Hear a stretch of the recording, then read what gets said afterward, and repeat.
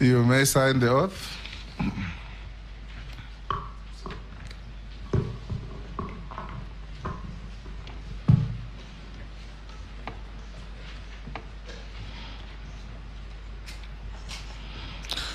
Honorable Murkomen, you are one of the few who have got the luck to be vetted twice within 2 years. This is the same committee that vetted you some about 18 months ago.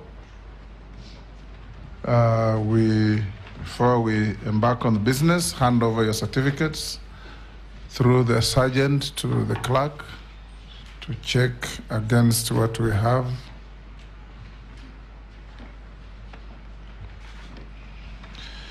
You've also been a colleague of all these members in Parliament for the last 2 terms. In fact, 2.5 terms, or 2 terms and some fraction. So these are your colleagues. I have directed them in cases where we have met former colleagues like Wandai, like Badi, to ask questions without fear or favor, with dignity and respect to each other. And we want precise and concise answers to punguza story mingi. And I've also requested the members that avoid unnecessary preambles to your questions. Just ask your questions so that they can be responded to. So to start in earnest, Honorable Murkomen, give us a short, no more than 5-minute opening statement telling us your name, your educational background, your work experience, your key competences that make you suitable for the appointment to which you have been nominated as Cabinet Secretary. Thank you very much, Mr. Speaker, and thank you for this opportunity. First, let me start by appreciating His Excellency the President for nominating me for a second time to serve this Republic. And should I be approved by this House, I will do it with dignity and vigor. Mr. Speaker, I am born and brought up in the eastern slopes of Cherangani Hills, a place called Embobut, where I went to school, and thereafter went both to St. Joseph's High School, Kitale, and St. Patrick's High School, Iten. Both schools are sports giants. As a matter of fact, St. Joseph's Kitale did exceptionally well this year in the football matches, but St. Patrick's High School has always been known to be the athletics powerhouse. I brushed shoulders with world champions and gold medalists, some of whom were my classmates, but I didn't run. Instead, I was a footballer, Mr. Speaker, and I did fairly well based on the standards then in the district. The Speaker, thereafter, I joined the University of Nairobi to study law at the University of Nairobi School of Law, and graduated in 2004. Thereafter, I was awarded a scholarship to study for a postgraduate degree in law at the University of Pretoria, where I did a master's degree in trade and investment law in Africa. And thereafter, I also went to the American University Washington College of Law, where I did another degree, a master's degree in international law. Mr. Speaker, I was in between. Before the master's program, I did my privilege and was admitted to, I actually was awarded a diploma in law and thereafter admitted to the bar. Mr. Speaker, upon return from the United States in 2007, I was employed to teach at the Catholic University of Nairobi, where I am very proud of the first cohort of my students in my time, one of whom is the president of the Law Society of Kenya. Thereafter, Mr. Speaker, I joined Moi University as also, I taught in Moi University until the time I resigned in 2012 to join politics. In between, I was an adjunct lecturer at the University of Nairobi, Kenyatta University, and a few other colleges and institutions. And Honorable Junaid Mohammed was a beneficiary of that knowledge, Mr. Speaker, in the legal profession.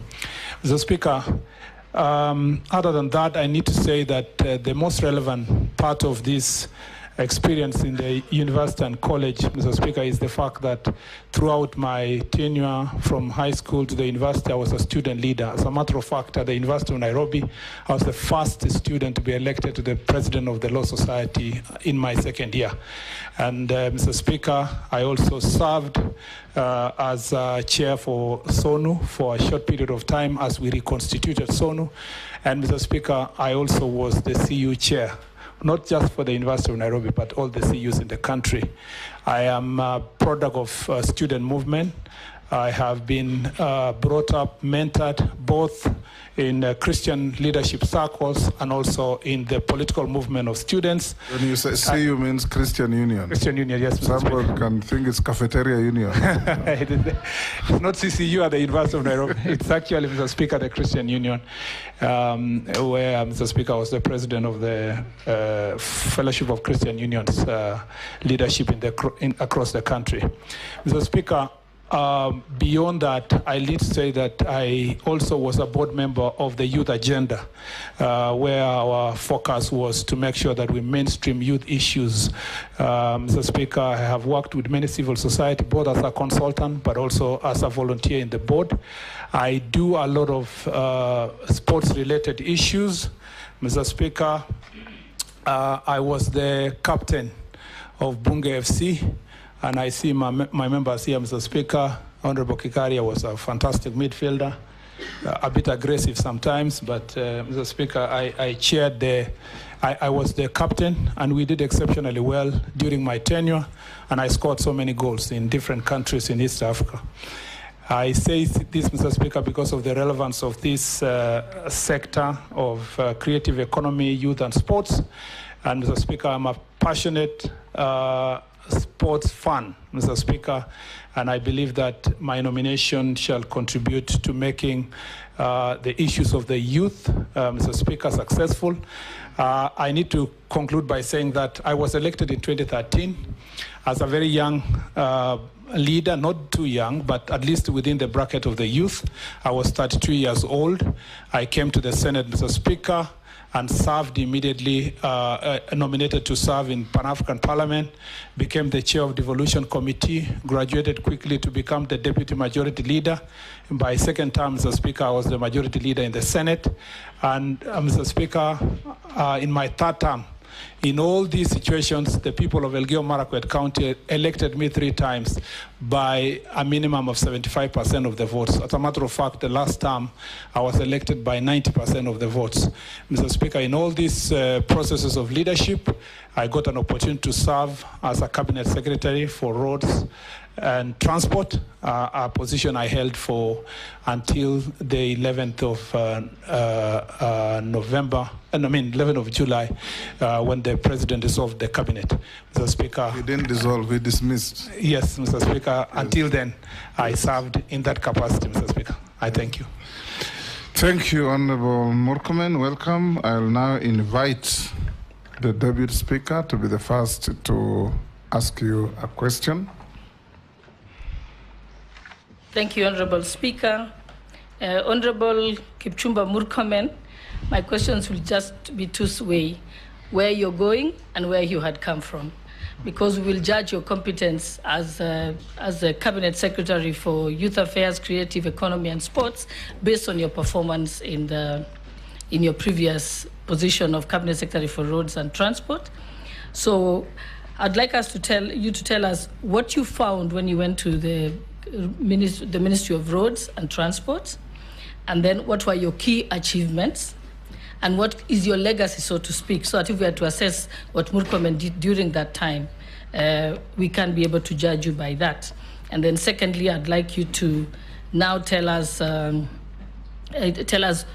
what is your vision when you go to the Youth Affairs, Creative Economy and Sports docket. What's your vision of it? What are the challenges you have? Because you've been listening out, you've been in cabinet, you know what the challenges are, and you can make explanation on that. And as you know, I've been very vocal about that particular ministry. Thank you. proceed to answer. Thank you, Mr. And we Speaker. expect concise and precise responses. Thank you, Mr. Speaker. Mr. Speaker, I start by saying that my greatest success in the Ministry of Roads and Transport is leadership. My first responsibility was to be a leader, to put together a team that works together, to make sure that the ministry and the state agencies are working together seamlessly, Mr. Speaker. Some of the agencies that I found dysfunctional, especially Kenya Airports Authority, with too many of its senior staff acting. I made sure that, Mr. Speaker, we fixed that problem, because that problem was the cause of the other systemic problem within the institution itself. Mr. Speaker, I operated and worked with the managing directors, director generals, the PSS as a team, and at no time, Mr. Speaker, did you hear any squabbles in the ministry. Number two, the second success for me is to be able to lead for the 2 years with integrity and honor, without, Mr. Speaker, bringing my office into any disrepute. And, Mr. Speaker, for the 2 years, no accusation was leveled against me, Mr. Speaker, of any kind on matters of integrity. I carried myself with honor. I abhorred acts of corruption. I managed to lead and remove some of our staff, Mr. Speaker, in some of the agencies, including Kenya Rural Roads Authority, that had become Mr. Speaker, difficult for my predecessor to remove them because of acts of corruption. And, Mr. Speaker, in terms of delivery, Mr. Speaker, despite the difficult situation we found ourselves with pending bills, we were able to work together as a team with all the roads agencies to deliver about 1,000 kilometers of tarmac roads, both new roads and, Mr. Speaker, the ones that were being reconstructed. All of these roads are in small bits and pieces. You'll find one like Thika Magumu in Kiambu, or the road from Mtwapa to Kilifi, or the road from Kwanjumbu, Mariakani, or Masera Sori in Homa Bay, or the towns of Embu, Kericho, Bungoma, and other towns in the country. Cumulatively, Mr. Speaker, we did about 1,000 kilometers of roads, despite the difficulties we had with the budget. Mr. Speaker, on the part of development funds, I reorganized, Mr. Speaker, and pushed for the contracts that had been delayed for construction of the roads from Isiolo to Wajir to Mandera. And now, Mr. Speaker, all the contracts have been awarded under the African Development Bank and World Bank funding projects, Mr. Speaker. Mr. Speaker, I also led the process of ensuring that, Mr. Speaker, we get funds for our roads. Remember, when I came here, we had a huge pending bill, and it was very difficult for us to solve that issue.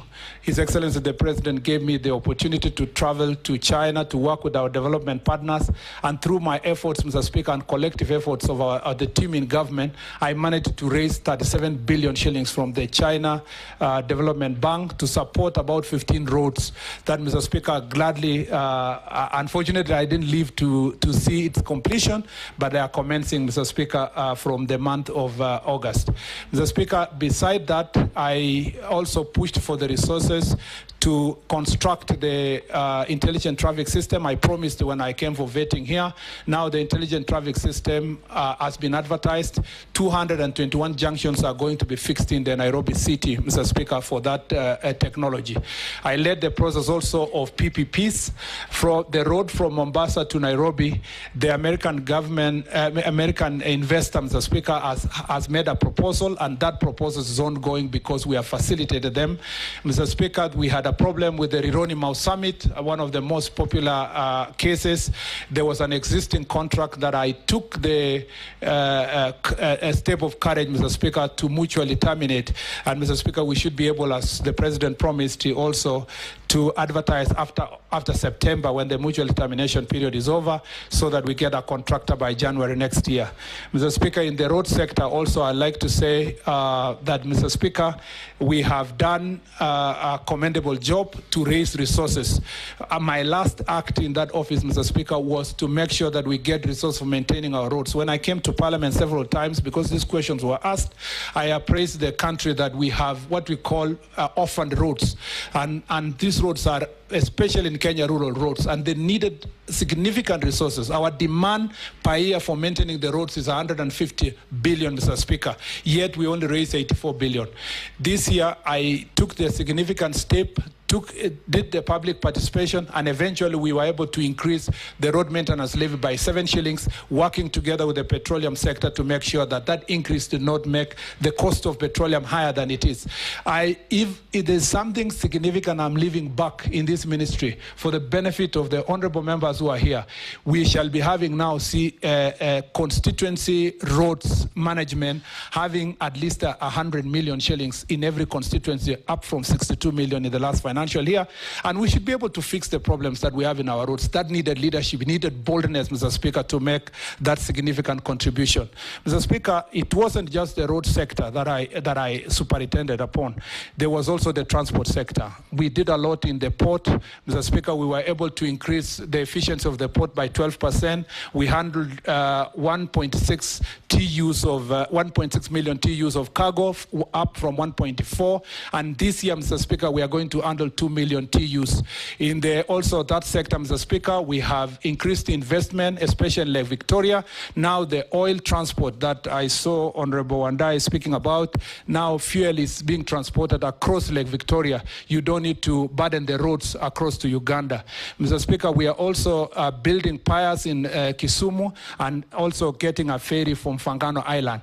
Some of those investments, Mr. Speaker, were based on the things we did. In the Lapsset corridor, for the first time, the Lamu port was able to handle significant cargo, 60 million metric tons of fertilizer destined towards Ethiopia, based on our diplomatic work within the Lapsset corridor. Now Lapsset corridor is functioning. The road from Lamu to Ijara, Mr. Speaker, which was a Maram road, we made sure that we fixed that problem. Now our tarmac road is being constructed, it's on the way. We have up to February next year to make sure that that tarmac road is delivered to Ijara, and the road from Ijara to Isiolo is also ongoing, Mr. Speaker. I look forward within next year that the Lapsset corridor will be completed, Mr. Speaker.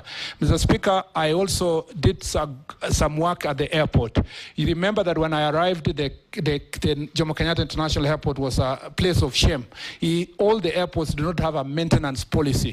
Mr. Speaker, after fixing the human resource, we made sure also we fix the maintenance policy. Now we've been able to fix Jomo Kenyatta International Airport drainage system. We've also been dealt with the roofing, and Mr. Speaker, there is a progress in that direction. We've also fixed, Mr. Speaker, many of the other airports. There was a lighting problem in Eldoret. Wilson Airport, for many of us who are here who've used the Wilson Airport, you know that it's full of potholes and bumps, Mr. Speaker. Now we have awarded a contract to make sure that the aprons and the runway is redone afresh, because Wilson Airport is among the busiest airports in the continent, Mr. Speaker. Even as we did that, we completed also contracts that were pending for our airstrips in Anyuki, airstrip in Nakuru now are ongoing. We finished the Matulo airstrip, Mr. Speaker. We opened new routes for airlines to go to Kabundo in Homa Bay. We did in Migori, Mr. Speaker. We did also new route to Kakamega. Mr. Speaker, now our airspace is booming. I opened doors, Mr. Speaker, for new airlines. We have Fly Dubai now flying to Mombasa. Air Indigo is now flying directly from India to Nairobi. And one of my last also responsibilities was to grant Etihad a flight to come back to Nairobi. All this is done balancing, Mr. Speaker, with the interests of the Kenya, Mr. Speaker, Kenya Airways.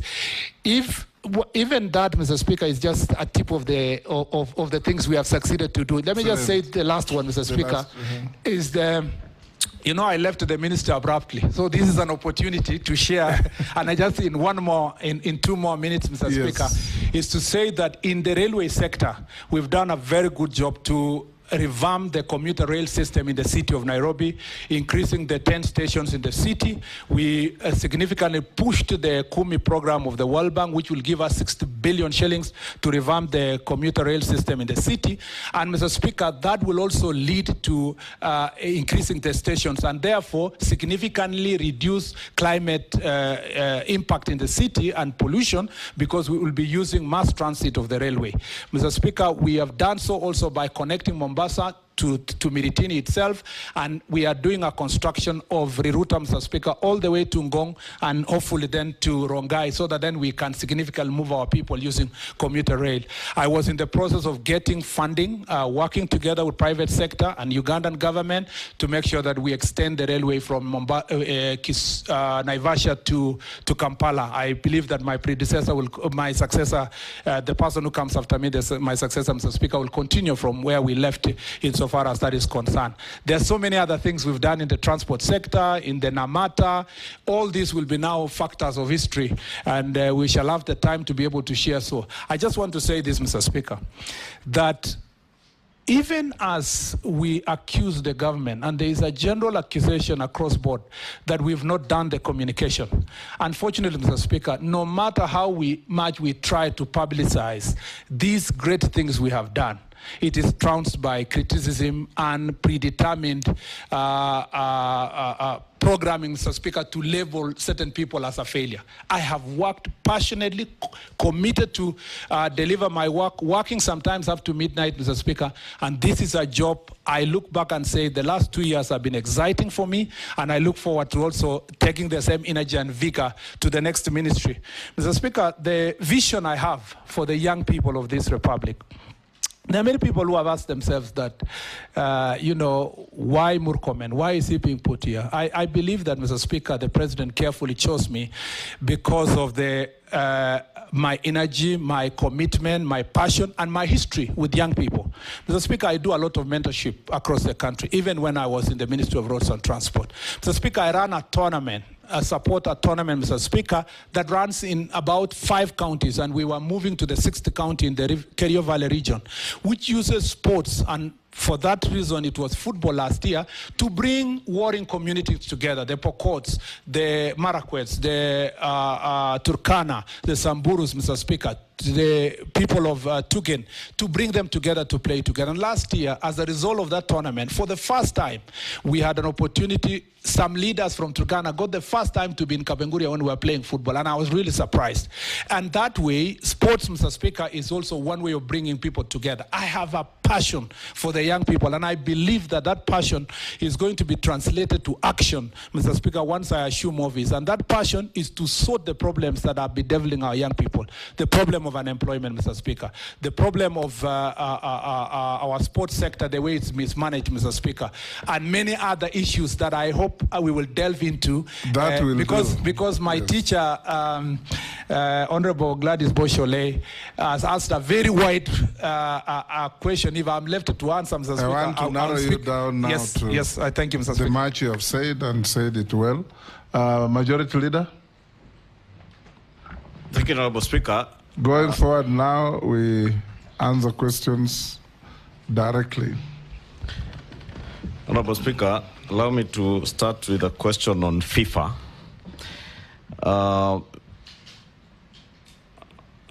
CS nominee FKF received a letter from FIFA in March threatening suspension following a litany of court cases bedeviling the Kenyan Federation. And to date, FKF has not held their AGM, nor released an election roadmap. If you get the opportunity to serve in this ministry or don't want to hear what you intend to do, I do know you're a football fan, but the teams that you support are not Kenyan teams, at least the ones I see you online supporting. What will you do to make sure that our football gets back its glory, and at least Kenyans can be watching our Premier League the way they watch the English Premier League? 2, you have clearly put out your report card for the time that you are the Ministry of Roads and Infrastructure. I remember a year ago, you appeared in Parliament and promised Parliament and the people of Kenya that you would be exploring PPP as a model, an alternative model of financing huge infrastructural projects. I do know there was some work on Adani at the airport.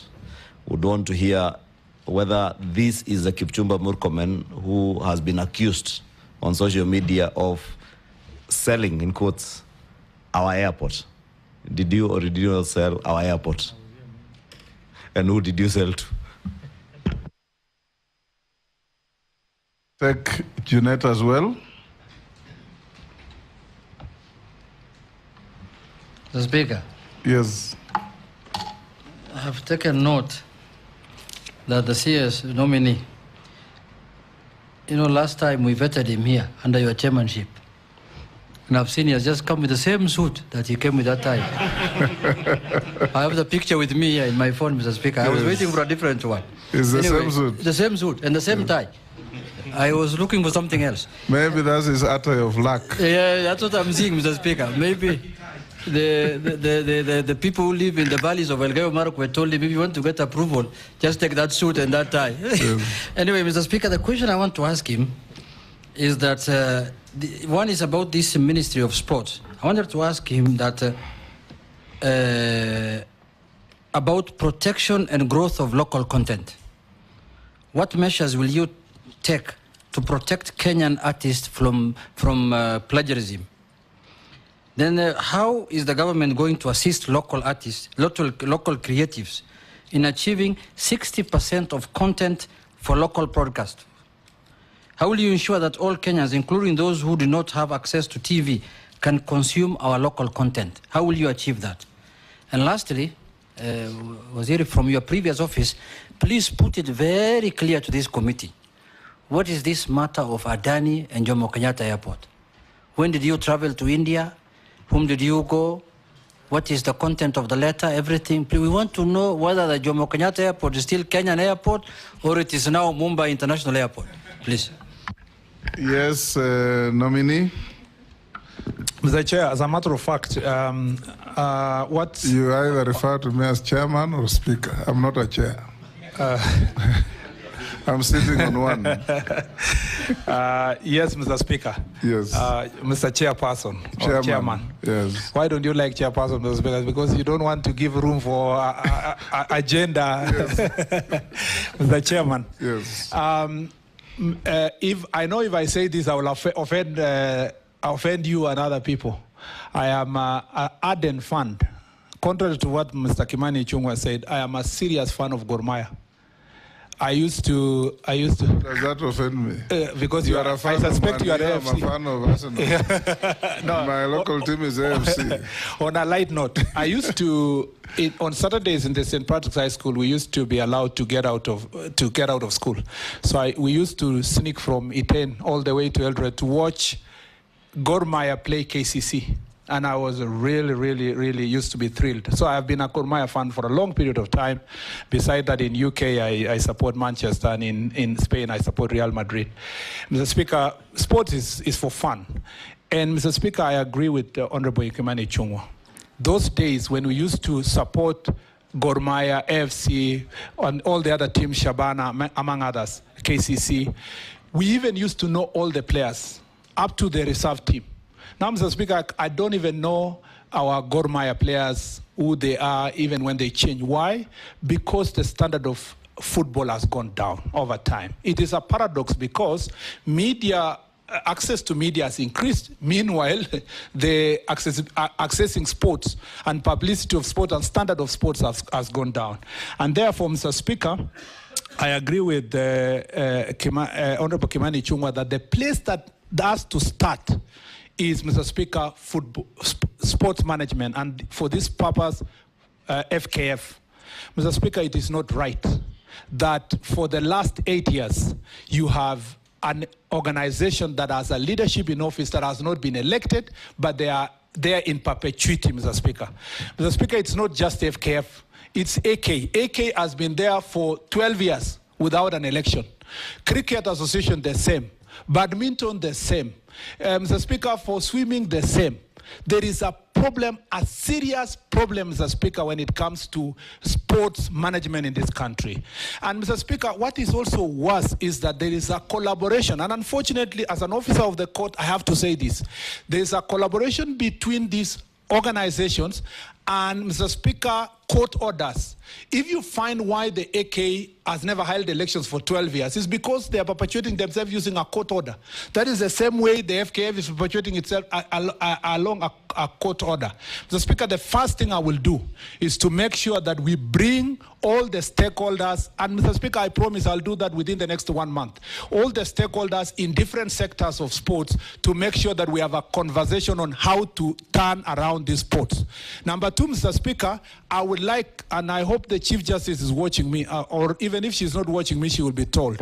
I'd like to have a meeting with the Chief Justice, Mr. Speaker, should I be approved, to discuss with the Chief Justice how they will expeditiously make decisions in relation to, Mr. Speaker, elections and officials of sports associations. Mr. Speaker, the Chief Justice and our judges must understand that they are blocking young people from accessing opportunities, Mr. Speaker. The third issue, Mr. Speaker, is that I am going to request those people who have served for more than 8 years in any federation, Mr. Speaker, to recuse themselves and give an opportunity to new people who have energy and vigor to be elected, Mr. Speaker, to make sure that they take over these associations. The last thing, Mr. Speaker, I'll say on that point is they will never recuse themselves. I know. Just restructure the constitution. I'm coming to the next one. Give them 2 terms, non-renewable. After 2 terms, 3 years, 4 years, they finish, they go. I was coming to that, Mr. Speaker. I was coming to the next issue. The next issue, Mr. Speaker, is that we will make sure that we will not finance any sports federation that, Mr. Speaker, is not following the Sports Act and does not do regular elections. Mr. Speaker, the other issue that we must deal with is that we cannot hide. Our sports federations cannot continue to hide, saying that the resources they get from FIFA or World Athletics Organization or International Badminton Organizations are not subject to auditing. We must audit that money, Mr. Speaker, and we will involve Ethics and Anti-Corruption Commission. We will involve DCI if it requires, Mr. Speaker. That money is given to Kenya, not for the association themselves. It's on behalf of the young people of Kenya, Mr. Speaker, and we must take them by the horns, Mr. Speaker. And I promise you, I am not an easy person to play with. I am going to go straight to these federations. I'm going to deal with these federations. And if they accept, if they want to, Mr. Speaker, to continue operating, they must accept to work with us. Lastly, Mr. Speaker, I'd like to say that to return our football and to return our sports, Mr. Speaker, back, we must also make sure that football management is done well, but on the other side, we must also support the private sector. For example, Safaricom with Chapadimba, they're doing a very good job in identifying talent. We need to encourage other associations, other companies, Mr. Speaker, with tax rebates that are paid on time and transparently to make sure that we return private sector to be able to support our sports teams, Mr. Speaker. Mr. Speaker, I know there are many other issues on sports, but that was very specific to FIFA and the cases that are there. Mr. Speaker, as a matter of fact, Mr. Mwenda is my friend, Mwendwa, and Tuei is a person I know. I want these people to just believe in the people of Kenya and give a chance.